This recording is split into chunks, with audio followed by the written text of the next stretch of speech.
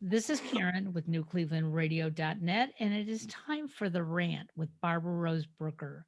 And let me tell you a little bit about Barbara Rose Brooker. She is more than an author, more than a writing instructor. She is more than a single mom. She is the founder of agemarch.org. And I'm so proud to say that next week on February 23rd, she will be at the San Francisco Commonwealth Club and the tickets are almost sold out. So you've got to go online and we will have that link online for you so that you can see her when she is joined by Melissa Rivers. And we all know the beautiful and talented Melissa and executive producer Julie Stern, who is helping produce agemarch.org in March. I think that is really exciting. And when you buy your ticket, know that it will be a worthwhile conversation between these three women as they talk about how we could end ageism. And today, I also want to announce that Barbara has a new book coming out. And if it's like any of your other books, Barbara, I tell you, I'm going to be first in line. It is called Night Songs. It'll be released in April, just in time for spring to be sprung. Um, and I also want to invite you all to please go to agemarch.org and connect with us, become part of the new revolution. Yeah. So, Barbara, with all that said, you have two magnificent women with us today. I do. And thank you for the wonderful introduction, Karen, and letting me have this voice. I am thrilled to have these women. Let me just preface before I introduce them, and then they're going to have the show, the floor, is I believe everyone at any age, everything is possible. You want to write a book, you want to publish a book, and you're so afraid to. I've heard so many people say, oh, I'm too old, it's too late, and how can I get it published?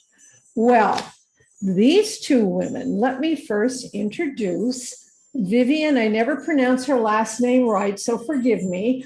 Vivian Zielin. She can correct me, Zielin. She can correct me later.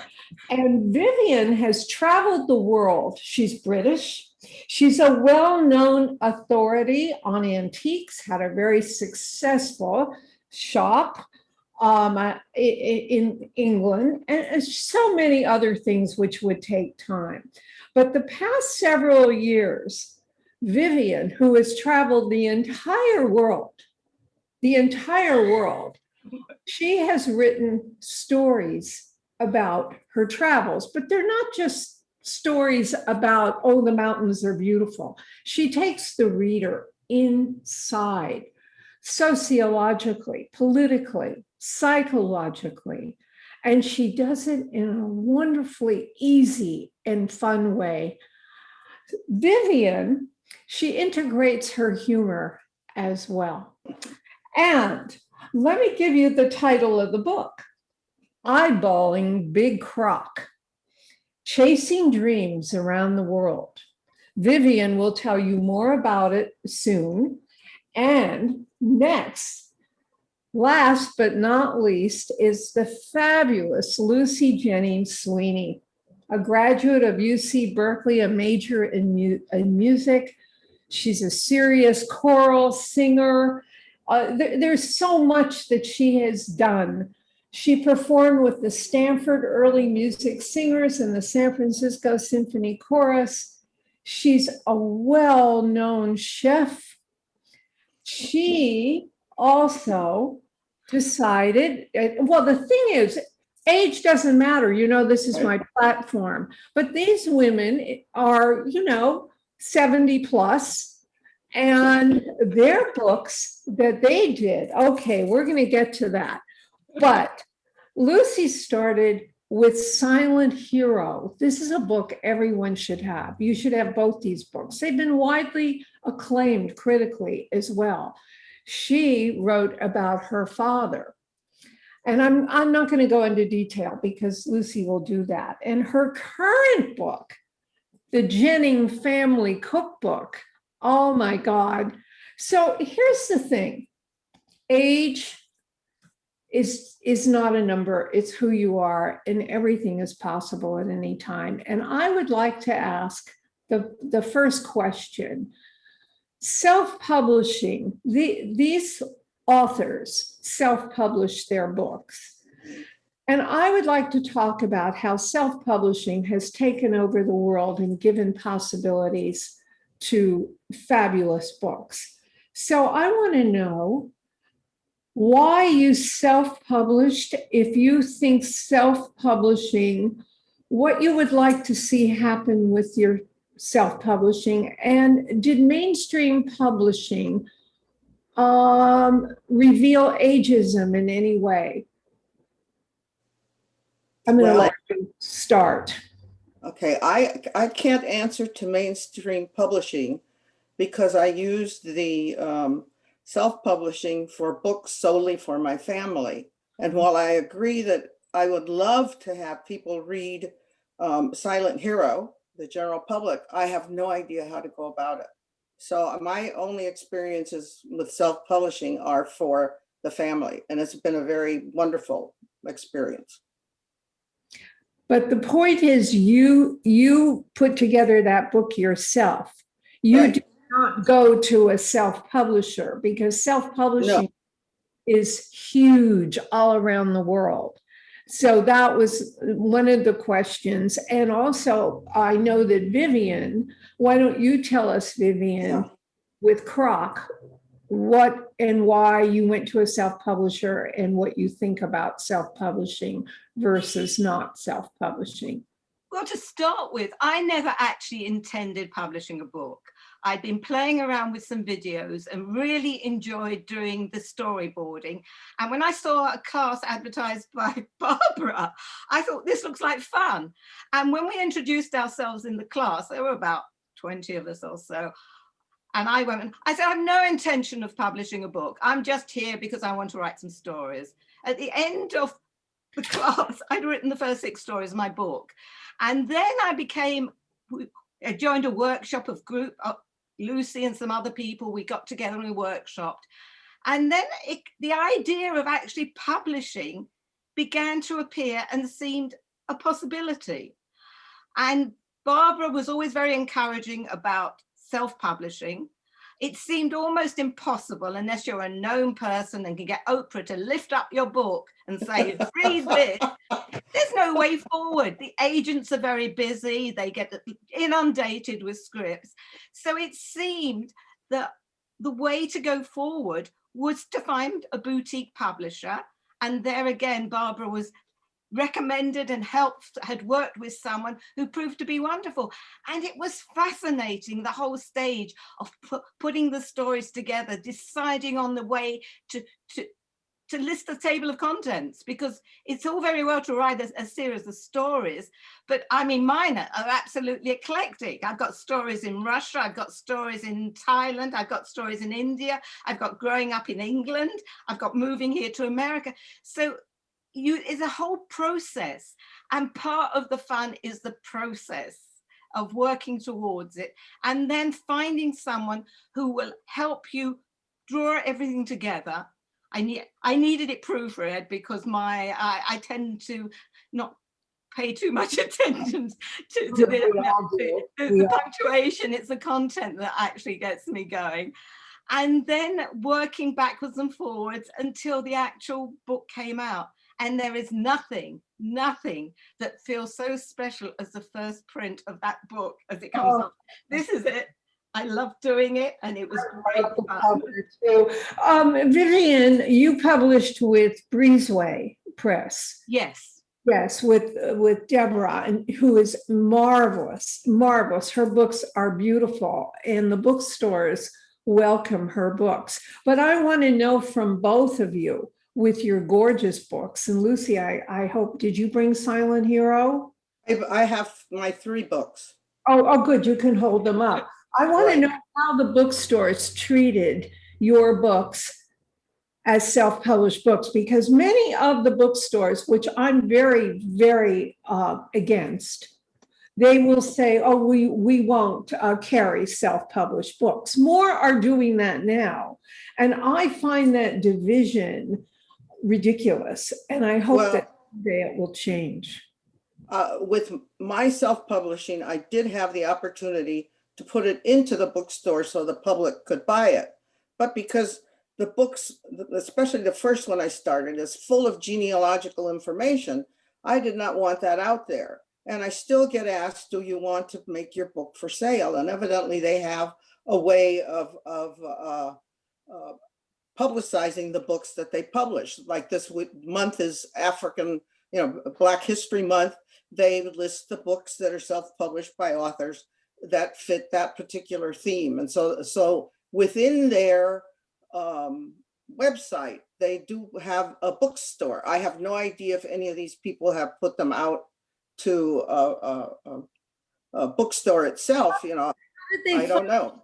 Lucy, how did the bookstores find you? Did you connect to them, or did No, this was through the self-publishing blurb. They have their own bookstore, but they also provided links if I wanted the publishing firm that Vivian used, or Amazon, or whatever. Oh, Okay, but I didn't take any advantage of them, because look at the first book. This is a family history, Yeah. and so everybody's mother's maiden name is in it. We don't need that out in public. This is for my family. That's And there's stories that people contributed to make the book go. Okay. So for those in the audience who want to just write for the family, but most people, Lucy, I would say now, who are writing books, if you think I'm wrong, they want their books to be out there. They want them. Yes. I get 50 emails a day asking, how can I get my book published? How can I get an agent? How can I get a publisher? And I am very happy to provide agents. So that becomes kind of tricky. I hope that self-publishing does blend much more as we go on with mainstream, because there are magnificent books out there. And the public, you have to do your own promotion, whether you do mainstream or not. That's what I say, because the public will decide if they like your book or not. But you need to get your book out there for the public to see. So how are you doing? For example, Vivian, how are you Big Croc right now? Well, there's two ways. I mean, on the internet, you can be carried internationally. I can go online and find my books available in New Zealand and everything else. But there, the problem is there are a million books out there. So again, it comes back to the promotion. If people don't know you're there, how can they possibly read the book? Regarding bookshops, there's a slight hiccup, as it were, in the sense that you need to agree for buyback if the bookshops are going to be felt safe to take the books. And if you don't want to go that way, the bookshops are very reluctant to actually stock your books. But there's a way around it, because you can actually go into the bookshops, talk to the owners on the small bookshops with proprietors, and they will agree to take in a few of the books. I was fortunate. I got a book write-up in J Weekly, the San Francisco weekly here, and I went into Dayenu, which is a bookshop of the JCC in San Francisco, and they stocked my book, and they still have it. And also a local bookshop here in Pacifica took the books.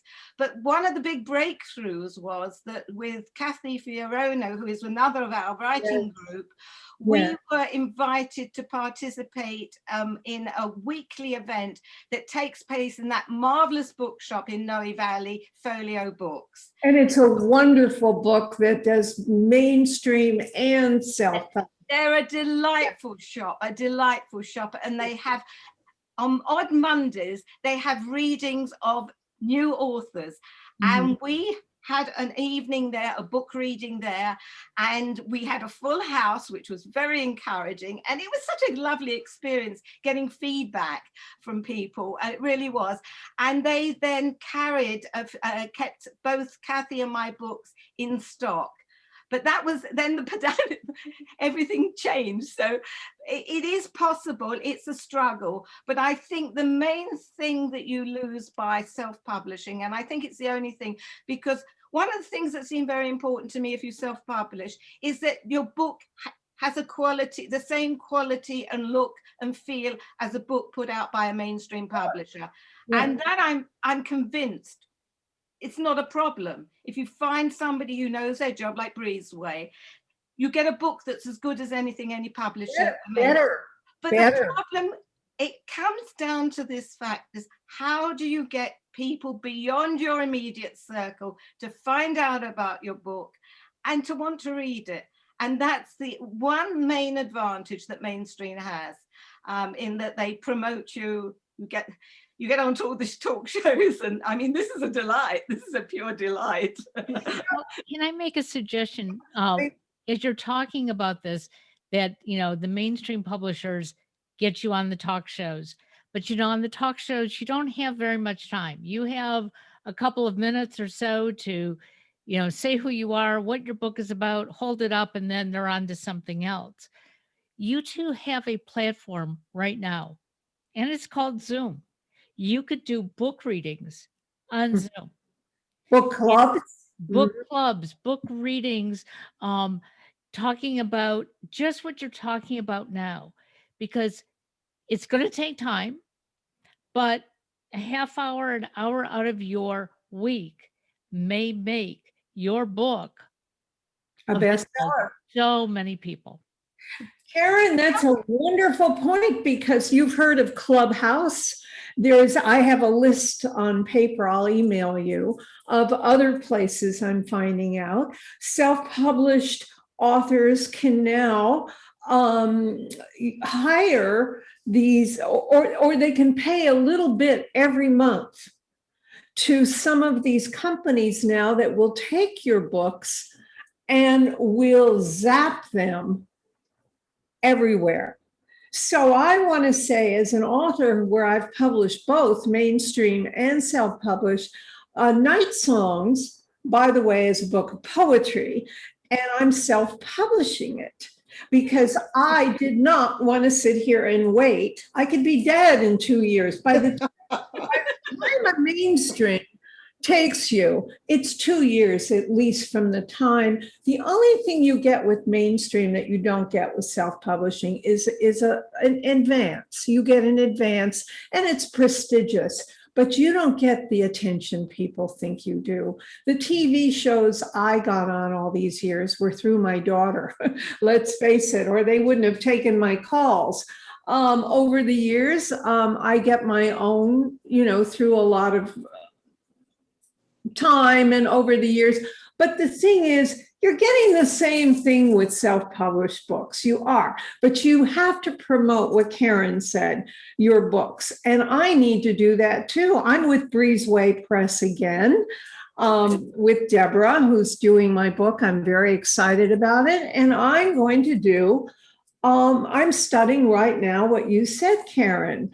Where to go, who can help me do this. Vivian has done a great job. I mean, she's talking about New Zealand and all these countries. I don't even know about that. You just have to go.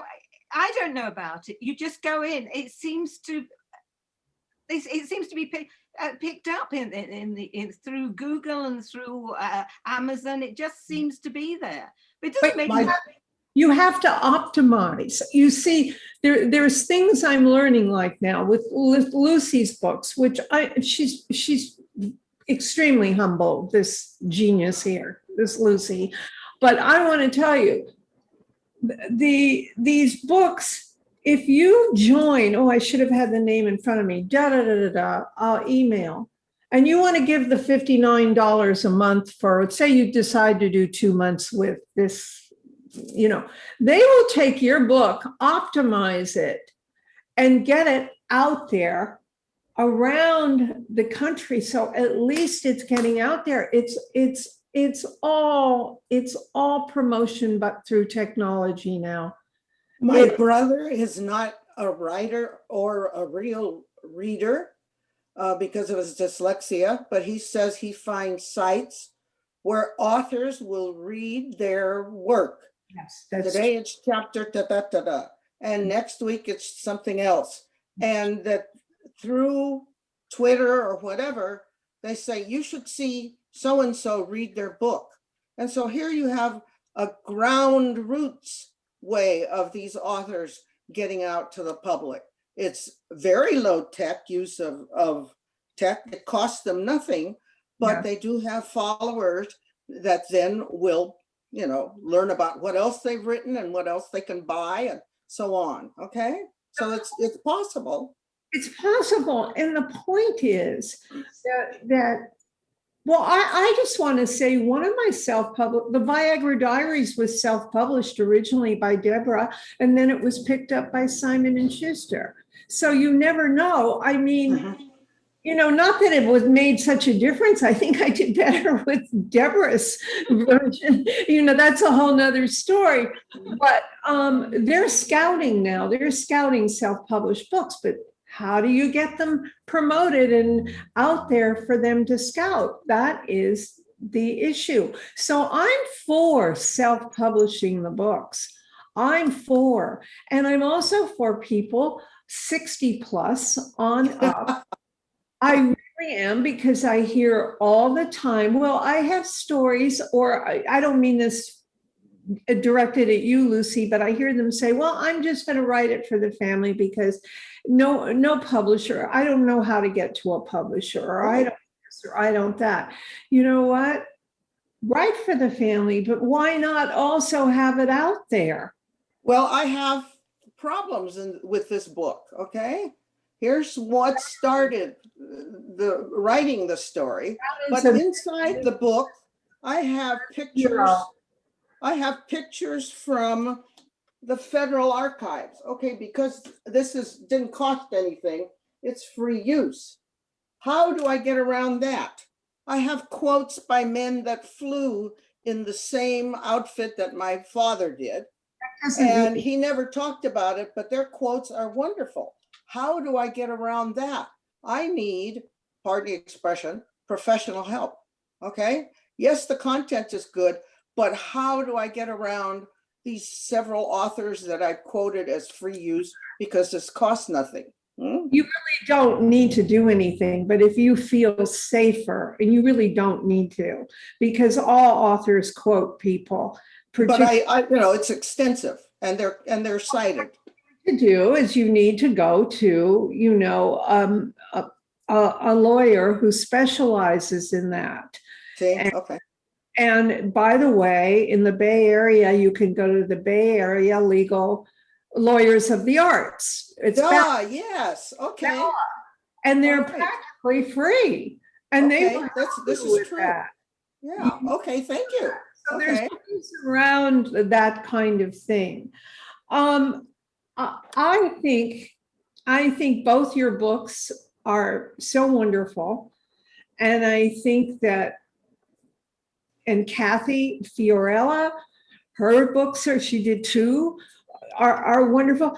But I think the public will embrace them to a point on Amazon, you know, or they'll just sit there. Mine are just sitting there like lumps right now, just like lumps. I don't even look anymore. But I think that we really have to learn through the technology what's available now to promote our products, so to speak.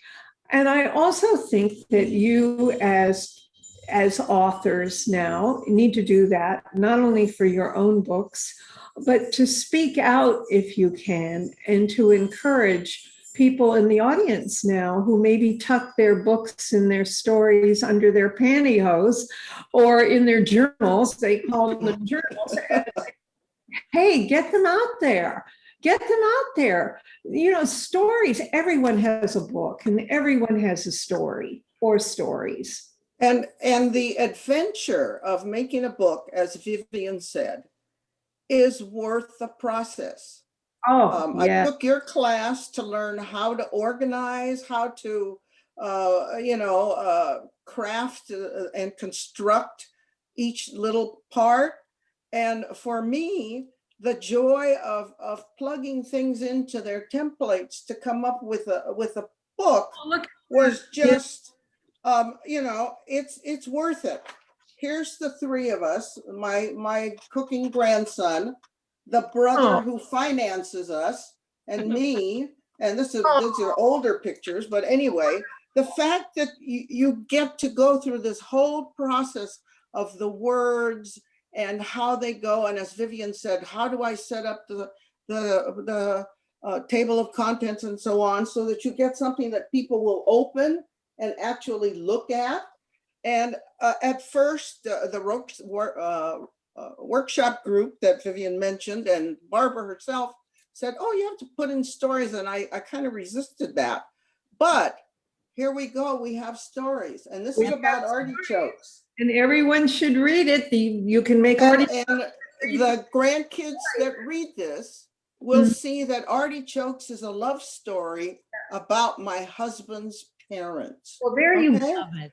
So the it grand. is, I'm it here. is, You know, what I'm hearing all of you saying is something that I personally did about 20 years ago. I was collecting all my mother's recipes and my grandmother's recipes, and I put together my own cookbook, but I went back and I interviewed everybody for stories just like you did. And, you know, for a while there, it's before Zoom, it's before a lot of things were happening, but I did send out letters to people saying, I'd like you to buy this book. And people who didn't even know my family purchased the cookbook because it reminded them of their families. Title. What was your title? It was called Bubby's Delights. And, Okay. and, and I'll oh. tell you, I have a lot of people who had no idea who Bubby was buy the cookbook because once I told them it was grandma, they said, wow, this is great. But it's not so much that it was great, it was that I did the work behind it. You Right. ladies can too. So can everybody else out there. It's being proud of what you've written. Tell me Exactly. what you've Yes. written. Exactly. And I think, as Barbara says, everybody has a story within them. And we all bring our own focus and our own view. I traveled a lot, but I didn't want to write a travel book. I wanted to use the travel to encompass stories of my personal life at different times. Yes. And it's a wonderful vehicle. And another of the things that I think is so important is that if you can find a group of like-minded people and workshop with them, they Mhm. have your back. They make you a better writer because they True. give constructive critiques. I'm part of a group with Lucy. We have been meeting now for nearly 10 years. We meet once a month. It encourages to write new stories. Mhm. It is such an important process because you can write anything, but you need a degree of feedback to get to know whether or not people would be interested in viewing it. Look what's happening. You have the fabulous Michael Gordon writing his novel. Right. And Francie Covington, who's just completed a yeah. wonderful novel, which is on going our to be podcast. Yes. It's such an important part of the Norma process. Kaufman. I mean, it's a wonderful group, and it's San Francisco Ollie through San Francisco State. Mm-hmm. Mm-hmm. Or people 50 up. I mean, it's just incredible. But for the audience out there, very many people do not want to go to workshops or whatever. I would say sit down when you have your coffee, take 30 minutes a day or whatever, or an hour, and write by hand. Then, for those of you who don't want a computer, get your stories out there, and then you can type them up or have someone type them up. Exactly. And you can go on Zoom workshops if you want, because that's what I'm going to be teaching on Zoom. I should say, but go on Zoom workshops, or if you want to, because a lot of people can't, or they don't want to go out right now, or we don't know what's going to happen. Exactly. You know, Vivian and Lucy, and they have these books. And I want to know, are you, Vivian, going to write another one? Are you writing another one right now about Croc 2? I have a series of stories, but at the moment they're stories. I'm enjoying writing. I didn't mention Marcia Michaels either, because I just want to say that Marcia also was in this group and wrote and published a book. And so, you know, these books are out there, but you're saying that you're just writing stories right now. Same here. Same Yeah, here. You're both just writing the stories. Mhm. I want you to, I'm hoping that you will continue promoting. I really am. I mean, it's wonderful. Writing, whether we're painting or writing scripts or poetry or whatever, to me, that's the thumbprint of life. That's our legacy. Mhm. That's our legacy, even more than the money and property and assets. Yes, those are wonderful if you have them. But the legacy for your loved ones afterwards. And I say, everybody out there, write. Yes, and in any format. This is the small paperback version. It doesn't have to be a huge, you should start small and try it out and see what happens. It can be a magazine, a pamphlet, whatever. But as Barbara said, keep writing. Keep writing, because that dialogue, look what's going on in our world right now. Oh my God. There are more TV shows right now and books coming out that mine takes place too in the pandemic. I mean, there's so much that we are living in the middle of history right now, and it's changing our lives and our insights in our inner lives in so many ways. So I say everybody is a writer. I'll tell you what I don't like as a writer. I don't like this feeling of clicks. Like, she's mainstream, she's self-published, she's better than I am, or this. I don't think there's a better or a good. Yes, I'm rereading Joan Didion right now, and I'm rereading certain authors. I'm reading Janet Malcolm, who to me is the most brilliant essayist in the US right now. But the point is, that doesn't mean that their works are better. It really doesn't. So take the risk and write your books, because if you promote them and get them out there, who knows what you're going to be known for. That's the thing. And then the age thing, if I may say, do you find, both of you, I don't know how old you are, I really forget. I know it's over 70, right? Am I right? Yes. 84 audience, who cares what our numbers are, you know? But the thing is, have you found or felt ageism in any way towards promoting your book?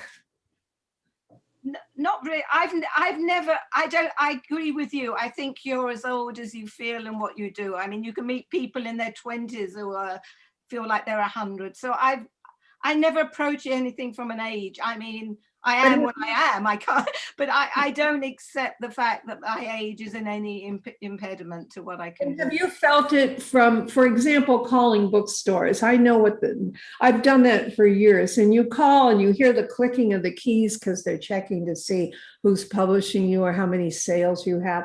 But if they hear your age, oh, we're really full for signings right now, or this exists. I know this to be a fact. I'm sure you're right, but you've had a wider exposure in your books in contacting a lot more bookstores than I think Lucy and myself have. So, I mean, your experience is more relevant in this area than I think perhaps ours might be. Well, getting back to you and your books and your writing, I am delighted that you're continuing your journey. Mhm. And I am hoping so much, Lucy, that although your family's so fortunate to have you personally and your books and your family history and life in these beautiful books of yours, and Vivian has these wonderful, wonderful stories that we can travel around the world with her. I still say promote them and get them out there. In fact, I would like to form some kind of group that's just called promote. Promote. Yeah. Yes. And I'm looking into it now. It's not enough to have your books, whether you're with Knopf or you're with Simon Schuster or Random House or Breezeway Press. It's not enough to have them floating on Amazon. It's not. And you've got to get them out there. And that's the hard part right now. And with technology available right now for all of us, we just have to learn it and integrate with it to get it out there. That's Barbara, here's your next project. it is the next project, but I'm technologically challenged, audience. I'm really trying to learn. Karen here I will go to Karen for tech stuff because doing this virtual age march, the first one in history, the first age movement in history that's going to be worldwide, where the camera is bringing people in from Israel, from France, from Nigeria, of all ages in their 20s and all the way up to a woman 101 in Australia. Wow. That kind of technology and that kind of integration of ages and stories this is what we all need to do with our books, not to separate ourselves and say, okay, this one's with Random House and this one's with this. We have books. And you all have different stories. You all have different formats.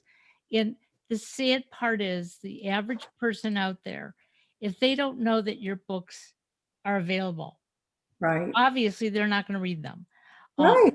In the past year, in addition to meeting Barbara, I've met 5 other book writers who I never would have known about.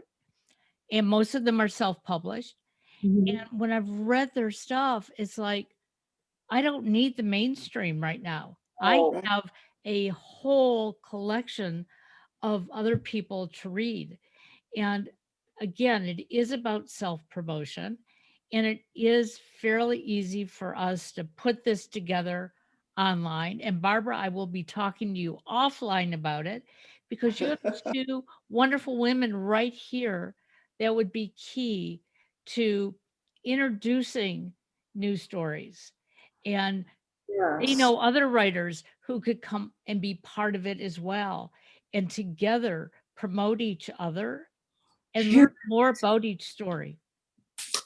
Lovely idea. That's a great idea, Karen. That is we should have a series of that. Absolutely. Very important, because just the other day, and I also want to say to the audience and to Vivian and Lucy and Karen and your writing group, that many of these stories that you self-publish out there, if you're open, they more now than ever will go to TV, because movies are less and less and less. They're all going online, Facebook online.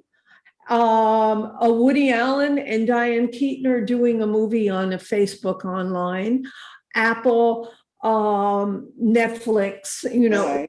there's so many right now. And that's where the stories are going right now. And they are looking they are looking, and I know they are looking. So I think to have a group that we call the Dream Production Company, Oh, I love it. the Dream Production Company, seriously, I always wanted to do a group called that. And whether it's a nonprofit or not, and to have everyone, and a lot of people who are marginalized and they don't have the faintest idea to go to a workshop because they need food, Right. have incredible stories, because I've worked at some of them. And the stories, I mean, writing to me is not about rules or perfect grammar. Right. There are people, I respect it. I'm not saying I don't respect it. I do highly, but it's not just about that. It's about the voice and the inner voice and the stories. Wouldn't it be wonderful to have all these stories? Like Karen could post them all up today. This one's for sale. This one's for sale. Yep, This one's absolutely. for sale, and have all the networks looking at them. Lovely idea. So I think that Big Crock and your latest cookbook, besides your other books, Mhm. are very important. And although they're for family, I want you to say they're for the world. Well, for Too. sure, I'll get on Silent Hero and talk to my local bar association immediately. That would Okay. be wonderful. That would be terrific. That would Okay. And then I'll keep you posted. Okay. Okay. Sounds good. please do. We're, writers are all connected. And are you seriously, one other thing for the audience? Tell us how you got the title Big Crock. Well, I'm not saying. It's a really interesting thing because I had the title and I had a visual of what I wanted the title to look like before I even completed the book. Now, I knew I had, as you mentioned, in the Carnaby Street off in central London, I had a dinnerware and giftware shop, and we had all the most wonderful range of teapots. And this particular teapot was a designer from somebody in Devon called Andy Titcombe, and it's always been my favorite. So I had the idea of putting the world inside the teapot, but I also knew that the first story I wanted to put on into the book was about a crocodile. It was personal, definitely personal. No way was it imagination. The crocodile was grinning at me. And I couldn't quite decide why it was so important. A few years later, I wrote a story which is in the English section of the book, which is called Fearlessly Facing Little Croc. And I then remembered that my very first toy was a wooden crocodile that my father, who was serving in the Second World War, he was a regimental sergeant major in Europe, and one of the men in his group was from Scotland and was a carpenter, and he had carved this wooden crocodile which my father brought back, and it was actually my first toy. So I had a psychological affinity to crocodiles, and that story starts the section of the English stories. It's wonderful. You both are truly wonderful, and I do think a series, wouldn't it be wonderful, Karen, to have a podcast series of all these different writers, 60 plus, I say. I love that. With their stories and getting them really out. And by the way, Deborah Greenspan, who runs Breezeway Press, is a very good writer herself. And she had published mainstream and was very disillusioned with it. She decided to open a self-publishing company, the one who published Vivian's book and Kathy Fiorella's book, and is doing my latest poetry book. She's wonderful. She would join us anytime on the podcast because I just spoke with her last week and she just loved that Vivian was coming on. I think she did I think her books are beautiful, and the bookstores are very complimentary of her books. she does a better job than Simon Schuster did on my books. But anyway, we could go on and on and on. I think Karen has other things, shows to do, but I want to thank you both for coming on and for not only being good authors, but for being friends. And so I'm honored by this show. And also to thank you, Karen, for giving me a voice and putting up with it every week for quite a few months now. It's I been love a it. journey. It's been a journey. And also, Karen is the one who also thought of virtual Age March. So, Wow. also, audience, I want to say, if you want to reach me, go to barbararosebbrooker.com. Please go to agemarch.org and join. We have thousands of people who have joined agemarch.org now, thousands. And I thank all of you from around the world. And get your name on the database there and endorse it, if you will. And and also, where can they reach you, Vivian and Lucy? Well, at Gmail, vivianzielin@gmail.com. Okay, you heard that. And Lucy? altodiva8@gmail.com. Sounds wonderful. Sounds wonderful. Thank you. Stay safe. Yep. You too. You too. And Yep. thank you very much for this experience. Thank Thank you you. very much for having me. It was really lovely and really Thank enjoyable. you. I'm honored, and keep writing. Okay, Exactly. and be prepared for what's coming next. Oh, yeah. Talk to you soon. Thanks a lot. Bye-bye.